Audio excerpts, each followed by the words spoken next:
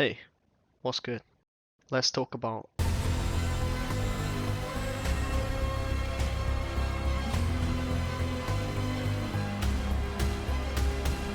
Okay, so The Batman was my most anticipated film of the year. After following this film's production for years, it finally came out, and it was a masterpiece. Anyone that knows me knows how important the character of Bruce Wayne slash the Batman is to me. They were my childhood. Batman is my hero. Not because he is a superhero, but because he's human.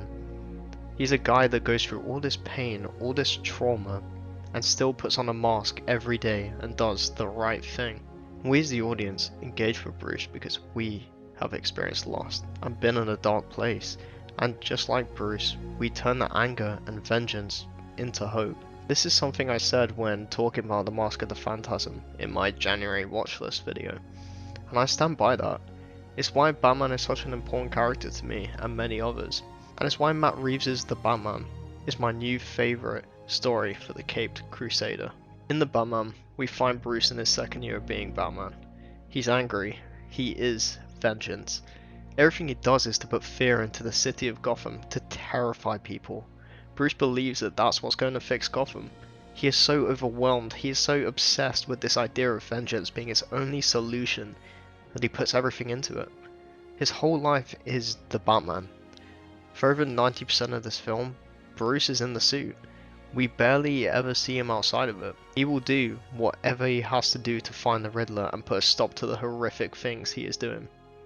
This, to me, was the most interesting aspect of the Batman. We don't see this rich playboy persona of Bruce Wayne, because he is so lost in being Batman that nothing else matters to him. Bruce literally states, "I don't care what happens to me." And when he said this, I found myself completely engulfed in this version of Bruce. I wondered how angry and lost does someone have to be to say something like this. And we see that in Pattinson's incredible performance. Pattinson is up there for me with Charlie Cox for giving the best performance in comic book media. I've been a fan of Pattinson's work for years, but here he proves to everyone how incredible he really is. Pattinson says so little in this film, but also so much. His performance is limited to his eyes, so being in that suit for 90% of the film means that Pattinson needs to show everything through his eyes. His performance tells you so much. Those long looks at Selina tell us how he's longed to feel loved, how he no longer wants to be alone. Bruce staring at the kid at the funeral tells us how he sees himself in that kid. The kid that's lost everything and feels so alone. We see how angry he is and how his true fear of loneliness will get the better of him if he continues down this path. Bruce truly believes that putting on the mask is better than facing people in public. His inability to talk or make eye contact is truly disturbing and tragic. Bruce believes that fueling the city with fear and terror is better than showing compassion or even letting himself become vulnerable. That's why he keeps it on. To be the symbol of fear and vengeance. He can't express himself as Bruce, so he hides under that mask as the Batman. Without spoiling the incredible ending of this film, the arc that Bruce goes through is something I've longed to see as a Batman fan. It emotionally resonated with me, and after my third time watching this film, I can say it's up there alongside Spider-Man 2 as my favourite adaptation of a superhero on the big screen. Hope is a word that comes to mind when discussing the Batman. This film has given me so much hope that other superhero media can challenge their audience and push their characters to places slightly unknown to them before.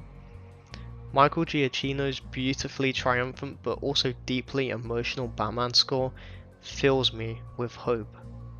The emotionally devastating performances by Robert Pattinson and Zoe Kravitz both fill me with hope. Everything the director Matt Reeves does with his version of Batman was perfect. Reeves understands this character so well, and he has continued to deconstruct these beautifully wonderful characters in ways we haven't seen before. His disgusting, grimy Gotham is exactly what I wanted to see. Reeves' empathy for these characters can be felt throughout the cinema. He understands this world, these characters, these stories so well.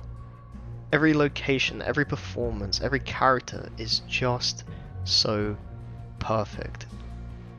Reeves has given us the ultimate Batman story, and I really find it hard to see anything top this as the ultimate tale of the Batman.